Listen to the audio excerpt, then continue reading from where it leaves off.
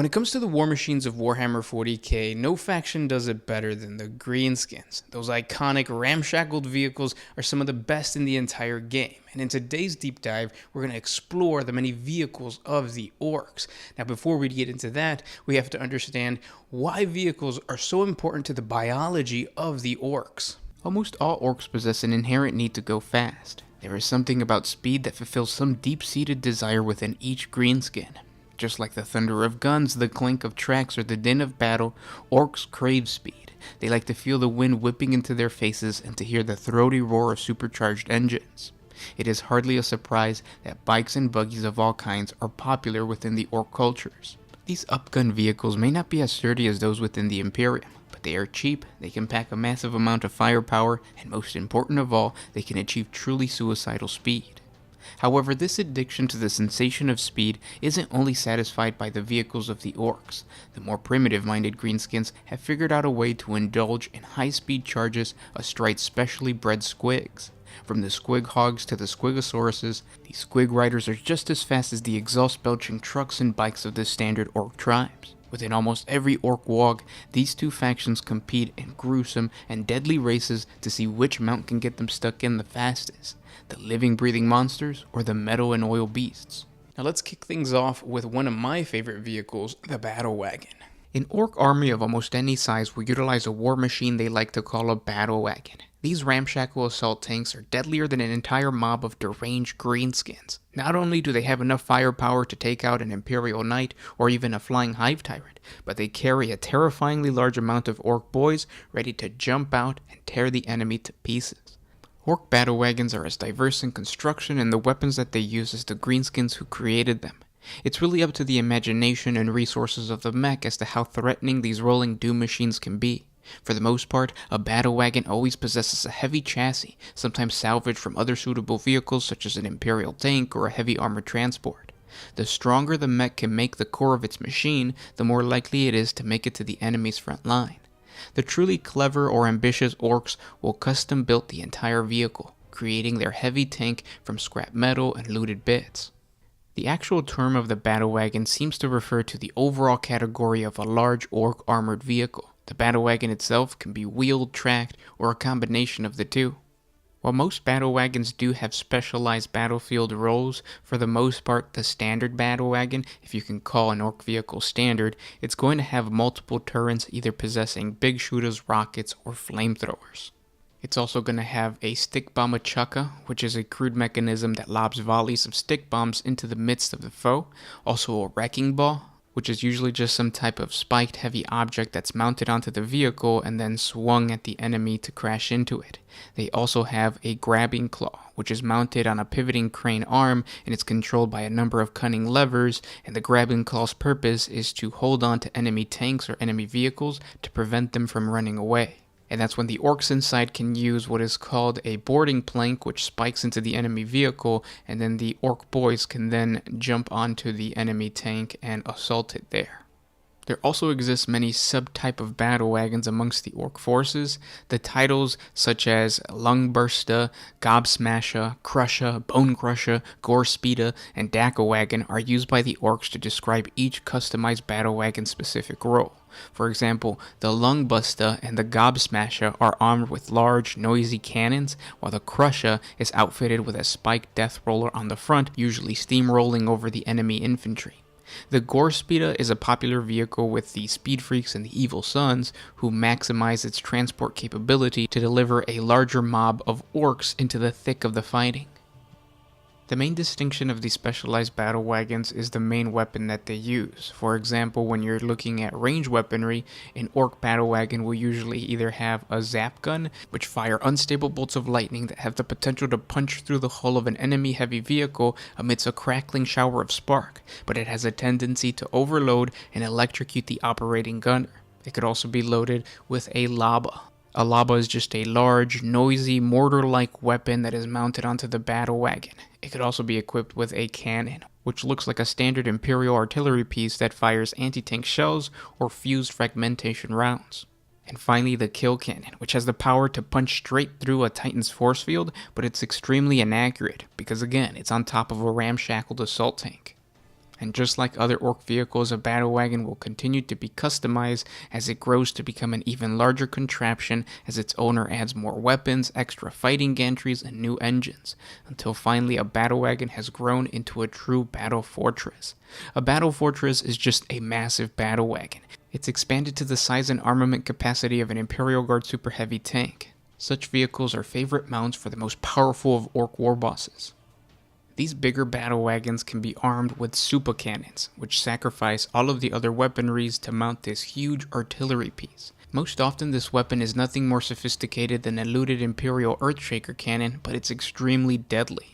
Amongst the Orc clans, the Goths and the Evil Sons dislike the use of a super cannon, preferring weapons that allow them to get directly into the fray, but the Bad Moons, the Blood Axes, and the Death Skulls greatly enjoy the sheer power of this artillery piece, and have been known to unleash the power of a super cannon upon their enemies with devastating effect. When they don't use a super cannon, some mechs customize the battle wagon to carry a lift-a-droppa. The lift-a-droppa makes use of unknown tractor beam technology to pick up and move objects around the environment with anti-gravitic ease. Battle wagons outfitted with the lift-a-droppa are known as lift wagons. The big problem with the lift-a-droppa is that the weapon is powered by an atom smasher reactor, which mechs for some reason really like to overload, and then it just explodes and destroys the entire battle wagon. Intelligent Orc war bosses or big mechs usually have an entire formation of battle wagons, the most famous of which is on Armageddon, and it's called the Bliss Brigade. It is a motorized formation comprising of a large number of battle wagons, and the enemy will usually hear the Blitz Brigade before they actually see them as they fire their weapons and they rumble across the battlefield.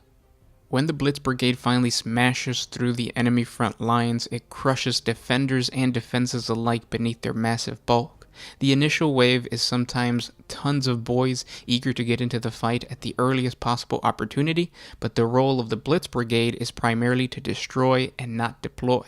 And that's because even without all of their passengers, the sudden and devastating assault of the Blitz Brigade has broken many enemy tank lines with its extreme use of firepower.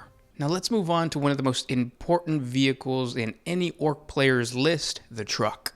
An avalanche of smoke barrels towards the Imperial front lines. Guardsmen scramble to their defensive positions, their minds unable to understand what their eyes perceive. These clouds are so dark and putrid, they block out the sun. Could the Greenskins have the technology to control the weather? As confusion begins to spread, the veteran guardsmen ready themselves. They know what this smog is. The exhaust fumes of a terrifyingly large greenskin caravan barreling down the battlefield. As artillery barrages let loose towards the encroaching smoke, the ramshackled machines of the Orcs come into view.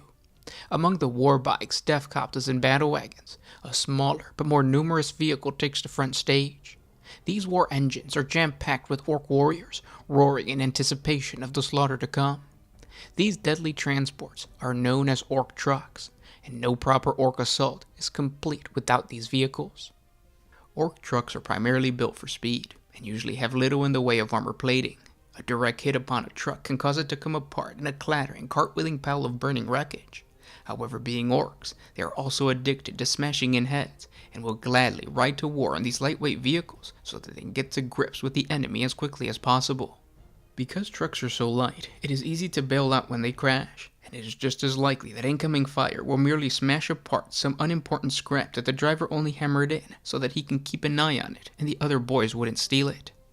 Orcs will customize their trucks in accordance to their clan's liking. A Goth vehicle will be greasy and plain, with a large crew compartment and a heavy spiked wrecking ball for crumping enemy tanks. Evil Sun's trucks always have a turbocharged engine and a red paint job, whereas the Snakebites decorate their vehicles to resemble their totem animals, and are not above patching them back together with old lengths of rope, squig-hide tarps, and planks of wood.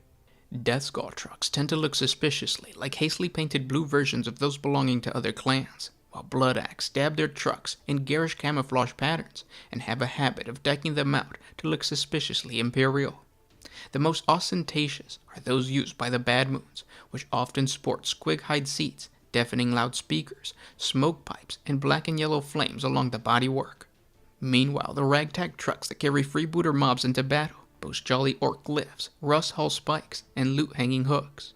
Some even mount rusted plank arrangements that allow the greenskin pirates to put alongside an enemy vehicle and stage a perilous high-speed boarding action.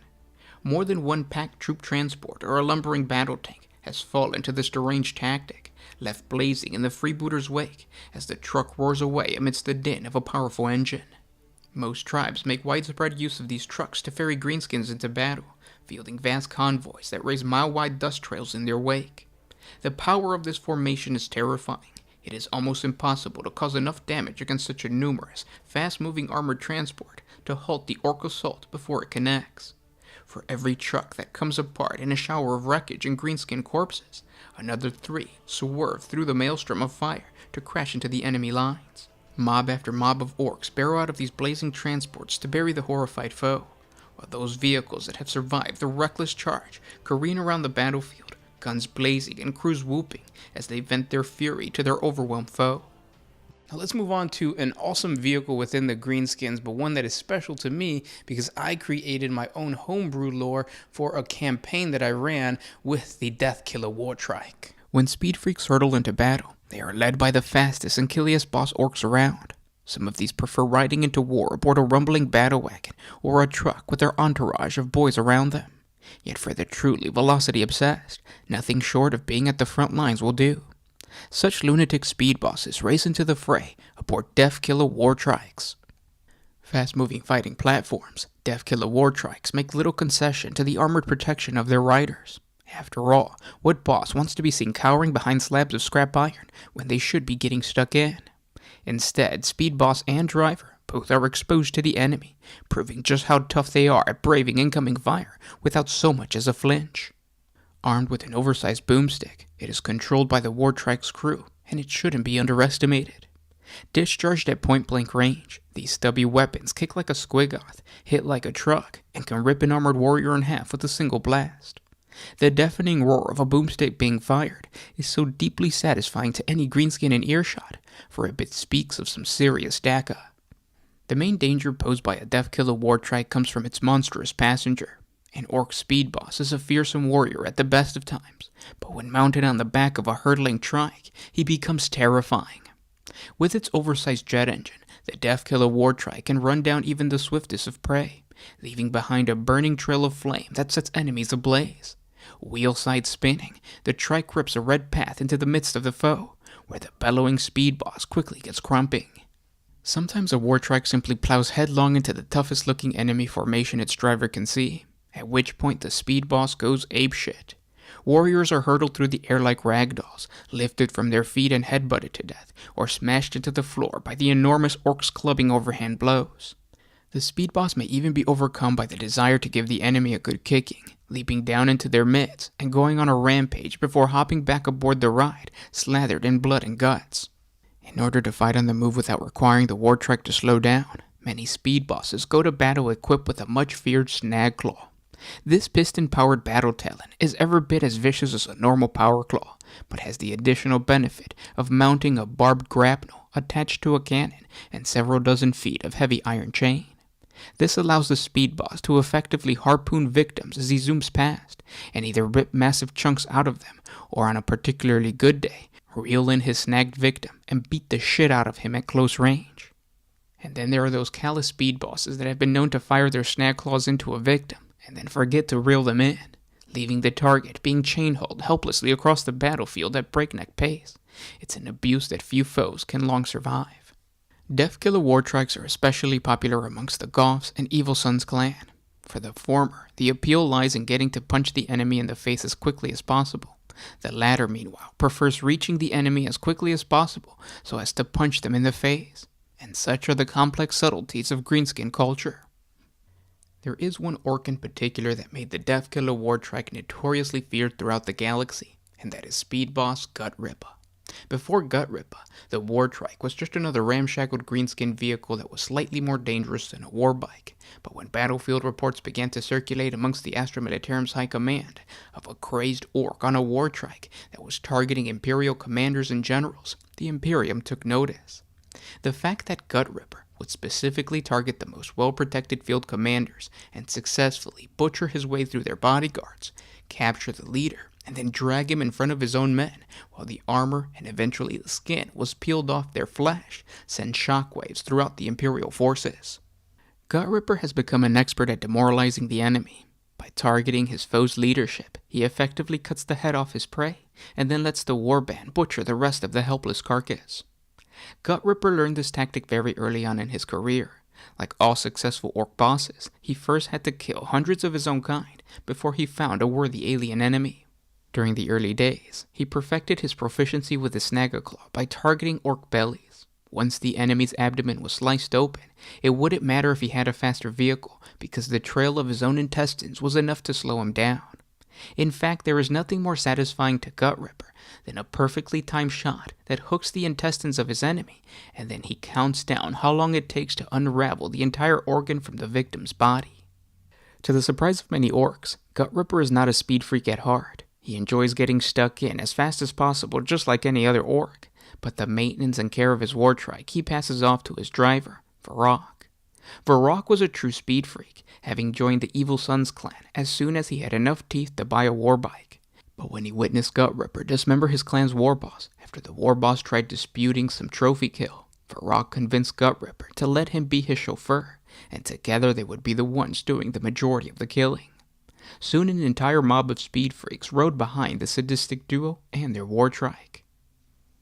Gut Ripper became something of a legend when he managed to chase down a band of Dark Eldar raiders who had stolen a couple of enslaved Humies from his camp.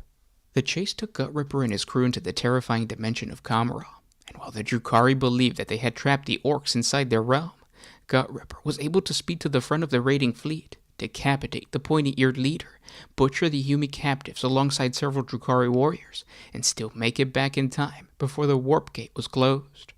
Varrock even had time to drop a dozen stick bombs, causing so much destruction that the Archons of Kamara have put a hit out on Gut Ripper. This rivalry got the attention of Warlord Morok, and after a couple of squig ales, Gut Ripper agreed to join Wog Morok, and has become the Warlord's toughest general. Now, within the campaign where this lore comes from, I also created some awesome Death Coptas. But before we get into the homebrew lore, let's explain what a Death Copta is. To the Imperium of Man, there is only one thing scarier than a rampaging greenskin, and that's a flying rampaging greenskin. On countless battlefields throughout the galaxy, the air fills with smoke and fire as insane orcs take to the skies on terrifying contraptions known as Death Coptas. To put it simply, a Death Copta is a one-man, low-orbit aircraft capable of spitting death as it hovers over the enemy. Since xenologists of the Imperium began studying the orcs, they have come across the greenskin mechs that desperately attempt to master the art of flight. For the most part, these flying machines explode in a spectacularly disastrous fashion, and if the mech was smart enough to get some other lunatic to test out his creation, the greenskin mechanic will give it another go. Eventually, after decades or more of experimentation, a cunning orc will finally figure out a way to create a proper deadly flying machine.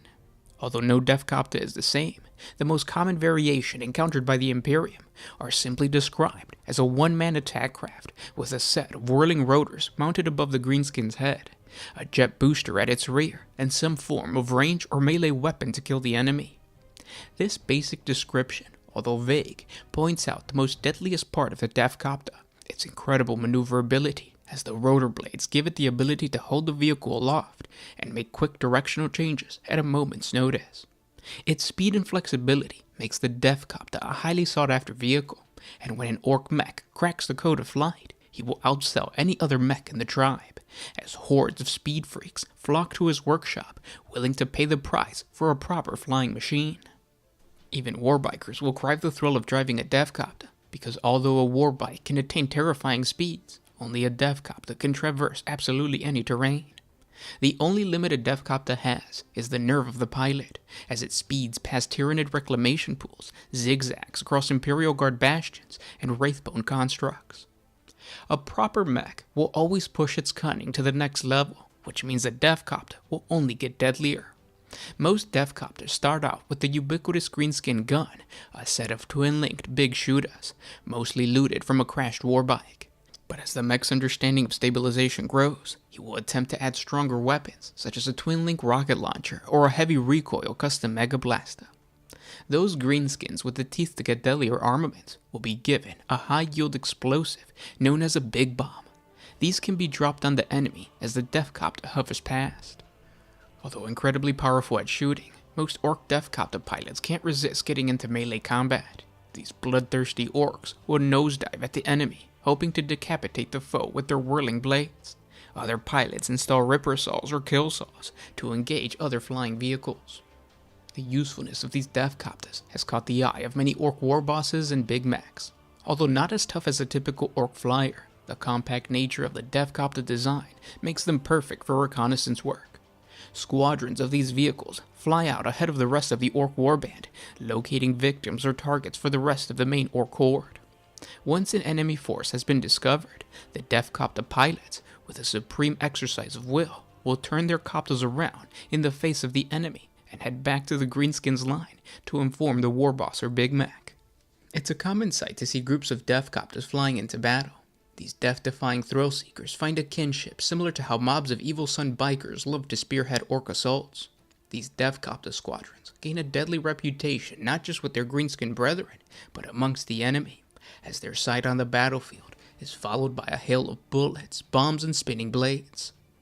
One of the most legendary Copta squadrons encountered by the Imperium is known as the Demon Hornets of Morok, a nickname earned due to their yellow and black color pattern similar to the ancient Terran insect. The Demon Hornets carve a path of destruction on every battlefield their speed boss Morok chooses to attack. The buzzing of their motorized blades send entire squads of guardsmen into a terrified retreat as the Copters eviscerate the stupid humies as they run away. These Orc pilots are recognized as the wealthiest greenskins of Wa Morok. They once were bad moons, and their plentiful stockpile of teeth pay for the deadliest upgrades imaginable. The squadron is trusted not just as an elite reconnaissance unit, but also as a powerful heavy support, blasting apart the enemy's armored regiments while slamming into the front line with a blood-curdling howl louder than the Copter's roaring engines. Now, no deep dive covering Orc vehicles is complete without talking about Stompas. The Orc equivalent of an Imperial Titan is known as a Gargant. These Orc Gargants are an extremely varied lot, with no two ever being exactly alike, as is common with seemingly everything the Orcs make. Thanks to the frenzied imagination of the mech boys who build them, these machines tend to be hazardous, unreliable, and noisy. When they do work, they can inflict gruesome damage, however. Gargants are commonly equipped with at least one close combat weapon, because charging in and bashing heads is considered to be a very Orcy thing to do.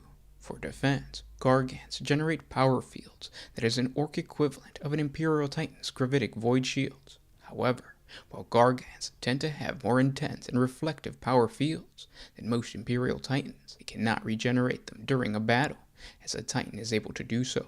Orcs also don't rely on the automated system that is common in most Titans of other races. The Gargants carry a large crew of both Orcs and Gretchen. The crew is led by a captain who relays orders through a body of officers. A speaking tube is the preferred method of communication within a Gargant. Each greenskin officer is in charge of one section of the Gargant, be it the weapon, the magazine, the engine room, or any other chamber. Under the officer is a crew of Orcs and Gretchen who carry out the orders passed down to them. Repair crews are composed of Gretchens, whose smaller build suits them for crawling through cramped spaces armed with wrenches and oil rags. Compared to Imperial Titans, Orc Gargants have weaker armor and comparatively shorter range weaponry. Nevertheless, Gargants are extremely difficult to destroy due to their dense construction. While Gargants do not suffer from potentially fatal plasma reactor meltdowns, they are particularly vulnerable to fire and magazine explosions. There is no set size for a Gargant, although the smaller ones are most often called Stompas. The Stompa is the equivalent of an Imperial Titan of the Warhound or Reaver class. In true Orc fashion, every Stompa is unique and different. They are enormous walking fortresses, clad in layer upon layer of scrap iron armor, bristling with Daka and massive motorized combat weapons. They live up to their name by stomping across the battlefield and annihilating everything in their path. Every Stompa is a unique creation, usually the product of several mechanics-fevered brains and countless hours of grot slave labor. However, as they rise up within the teetering scaffolds and approach a state of completion, certain key similarities manifest in nearly all Stompas. First and foremost, these super heavy walkers are all built as fat-bellied and belligerent orcoid figures, effigies of the Orc gods, Gork and Morg. They stand as tall as a half-block, They are usually powered by massive internal boilers and furnaces that link to a forest of enormous smokestacks and vents which bristle from the Stampa's back. One arm is usually a gangling hydraulic affair the size of a docking crane, which ends in a monstrous chainsaw known as a mega chopper. This weapon can obliterate entire squads of infantry with a single swing, or carve super heavy battle tanks apart with a sustained assault. The Stampa's other arm usually comprises of an intimidating mass of artillery. The largest of these weapons is the Death Cannon, a breathtakingly huge gun that launches armor-piercing high-explosive shells with a devastating yield. So destructive is a blast from this weapon that even the Orc gunner's questionable accuracy is unlikely to spare any unfortunate caught beneath its side. Every bit as terrifying is the Stampa's Super Gatler, a preposterously huge Gatling cannon that spits streams of high-caliber shells at an astonishing rate.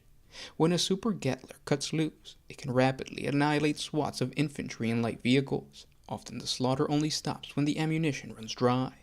Supported by a battery of long-range super rockets and an array of hull-mounted heavy weaponry, these primary armaments allow a single Stampa to kick out the firepower of a small army. Generally, there are two accepted subcategories of Stampas. This is the Goth Stampa and the Mech Stampa. The Goth Stampa was popularized by the Goth clan, although it is found amongst other greenskin clans as well. It replaces the Stampa's ranged weaponry with yet another massive close combat weapon. Such is the Orc way, that each weapon is deadly in a new and often unexpected way. Some have massive claws that toss tanks aside. Others connect the two arms together with a massive rolling pin type device capable of clearing paths through even the most well-armored battle lines. The Mech Stampa serves the opposite tactical role of a Goth Stampa, replacing the close combat weapon with even more ranged weapons. These weapons include massive cannons, insane rapid-fire Gatling cannons, a variable plethora of lesser guns, and occasionally a rocket that can be fired from the Stampa, piloted by a Gargant. Some mechs, feeling overprotected of their creation, customize a force field to try and deflect the incoming fire. Some mech Stampas possess Imperial Titan weapons, which greatly angers Imperial defenders when they see the Orcs have gotten their hands at some point on one of the Omnissiah's sacred Titans. Stampa creation is regarded as a pinnacle of mech's work, since after all, a Stampa isn't cheap. However, once a Stampa is built, many Orcs will flock towards its banner, bringing with them more mechs, more teeth, and in a funny way, more Stampas. And once 2 or 3 Stampas are in a rampage, there's nothing that could stop them. Larger than both a Stampa and a Gargant are the Mega Gargants. These are the very rare, super large Gargants, on par in size with the Imperator or the Warmonger class Emperor Titan, though not nearly as powerful. It carries a large number of varied weapons, including the Mega Dropper. Unlike the other Gargants, which shuffle forward with their short mechanical legs, the Mega Gargant is actually a tracked vehicle. It is essentially a mobile Orc fortress, and its appearance is greatly feared by Orc foes. The majority of Orc Gargants are as much idols of the savage Orc gods as they are engines of destruction. Big Mech Orcs receive divine visions of sorts from Gork, or possibly Morg, and set out to bring those visions to life in the artistic medium of thick armor plates, smoke-belching engines, and lots of very large guns. This activity quickly spreads amongst the other big mechs in the local Orc-settled areas, who seek to compete with the Gargant building, and soon Gargants spring up all over the place. And the last vehicles we're going to take a look at are the ones in the sky, the flyers of the Orcs. It takes a special kind of Orc to strap himself into the pilot seat of a ramshackled aircraft and hurtle into aerial combat, namely a bonkers one. Renowned as frothing loons, even amongst the speed freaks, these Orc aces scream through the skies at breathtaking velocities and will cheerfully approach any target head-on, no matter how massive or dangerous. From one end of the galaxy to the other, deranged Orc flyboys hurtle into battle with the sole intent of creating as much high-speed carnage as they can. Many fly solo, giving themselves overblown names such as Captain Killwigs, the Black Baron, and Flyboy Dakafrag, in order to strike terror into their enemies and impress their peers. Others form entire squadrons of ace flyboys and set out to create as much destruction as possible, their legends growing with each retelling. Amongst the most infamous of these aerial murder mobs is the Death Squadron, led by the flyboss Commander Uzgob.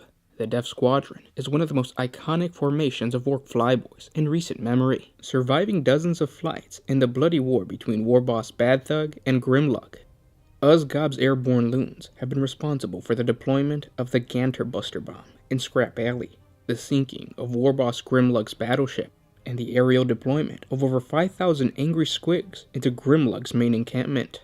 And of course, there have been other famed squadrons. The Death Skull Aces, known as the Blue Bombers, have been the terror of friend and foe alike, above the jungles of Armageddon for 3 years now, their Blitzer bomber wings screaming down to scrape the canopy with every suicidal attack run.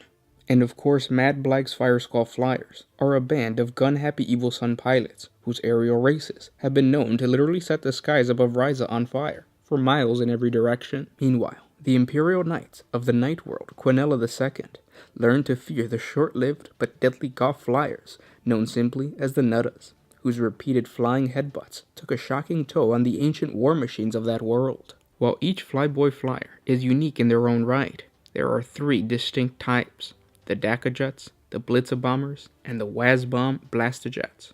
Streaking into battle through war-scorched skies, a Dakajet's massive thruster leaves an oil contrail of black smoke in its wake, while the plane's huge wing-mounted supershooter spits hails of bullets at its foe. Though not as nimble as the aircraft of some other races, Dakajets are capable of incredible turns of speed that make them fearsome dogfighters. It also helps that the Orcs fly like complete lunatics, taking risks that Imperial pilots would see as pure insanity. Dakajet pilots are great believers in quantity over quality. As such, they ensure that mechs strap every gun available to the fuselage of their aircraft. In the heat of battle, while corkscrewing madly through formations of enemy aircraft, the flyboys cut loose with their full arsenal. They maintain that long, uncontrolled bursts that are the best way to ensure targets go down in blazing ruin. Some Dakajet pilots have even been known to smash out their cockpit glass with the butts of their sluggas in order to add their own pistol fire to the barrage. This can have unforeseen and spectacular consequences during void warfare. Dakajets fill the dual strategic niche of air-to-air dogfighters and air-to-ground assault craft, not least because the pilots attack every target in sight. Armored columns and infantry formations alike find themselves racked by furious firestorms as the Dakajets hurl low overhead, while enemy pilots feel panic building as swarms of these ramshackle greenskin aircraft race towards them with absolutely no consideration for their own survival. Of particular note is the fearsome Flying Edbud, favored amongst the most deranged flyboys, who, unable to resist getting stuck in at point-blank range, simply crank their throttles and soar headlong into their victims, bellowing "Wah!" all the way. Needless to say, the impact of several dozen tons of scrap metal, jet fuel, and munitions moving at breakneck speed is enough to decapitate even an Imperial Titan on a good day, and a single such kamikaze maneuver has on occasion turned the course of an entire war. And of course, there's always the Blitzer Bombers. Even on their best day, the average Orc flyboy has little patience for trajectories, payload arcs, and all other boring bits involved in high-altitude bombings. Blitzer bomber pilots instead ensure that their massively unsubtle boom bombs land more or less on target by simply dropping them from point-blank range. A Blitzer bomber pilot will throw their aircraft into a screaming nosedive, their terrified Grot crewmen pulling the bomb release lever at the last possible moment. After a loud clank and some alarming juddering, the payload plunges groundward and explodes with a thunderous bang. Meanwhile, with bombs away, the crackling flyboy pulls up, hopefully. Such maneuvers do not always end up well, and most Grots have to be forcibly nailed into their bombardier's nests to avoid them bailing out before takeoff. Said, when a boom bomb does score a direct hit, the resulting carnage is more than worth the risk. These homogeneous explosives reduce fortifications to blazing rubble, turn tanks into craters, and generally rip enormous holes in the enemy's lines for the foot-slogging Orcs to pour through. And then there are the burner bombers, the inevitable byproduct of the Orcs' love for speed, fire, and the desire to combine these things while killing something. Strapped with as many incendiary bombs and rockets as is physically feasible, burner bombers streak low over the battlefield, raining death upon enemy infantry. Wild-eyed burner boy pilots of these craft like to watch their targets burn up close and crispy. As such, they regularly return to base with their vehicle's undercarriage streaking with gore and scorch marks. Burner bombers sometimes carry Scorcher missiles, armament that renders them even more deadly. These corkscrewing warheads make a mockery of fortifications, exploding in pyrotechnic showers that drive their victims from cover, or else cook them alive, with defenses turning into death traps. And then finally the Waz-bomb Blastajets, when the blocky silhouettes of these flyers fill the sky. Any enemy knows to run for cover. Custom-built airborne death machines, bristling with humming force fields and crackling madcap weaponry, Waz-bomb Blastajets are ferociously shooty and surprisingly resilient in incoming fire. They are built by the demented mechboy pilots, who, fed up with seeing the flyboys having all the fun, create the best scrap and cunning inventions into their own personal aircraft. Waz-bomb pilots compete to see whose personalized creations can blow up the most targets the fastest, and in the most hilariously spectacular way. The mechs thoroughly enjoy such contests, for not only are they entertaining, but every successful kill ensures more scrap to be looted at the battlefield's end. The experience is somewhat less entertaining for the enemy, who will find themselves subjected to aerial bombardment by a bewildering array of lethal weaponry. Custom mega cannons spit searing streams of raw energy into the foe, blasting them to atoms, while underslung smash guns snatch up their targets in localized force fields and squash them like Grut skulls under a Rut herder's boot. Some Blastajets mount teleported mega blasters, whose shimmering beams grab their victims and hurl them through the warp to either rematerialize high in the air, fatally emerge inside their solid objects, or be torn apart and distributed literally over the wide area. Meanwhile, return fire rattles from the Blastajet's thick armor, or rebounds from the wobbling force field bubble they project. And that's just a quick dive into the lore of the vehicles of the Greenskins. I hope you guys enjoyed this video. If you did, hit the thumbs up button, share this video with your friends, comment down below, let me know what faction or the next faction you guys want me to cover, and thank you guys so much for listening. I'll talk to you guys tomorrow. This was Gersh1 with One Man Syndicate, signing out.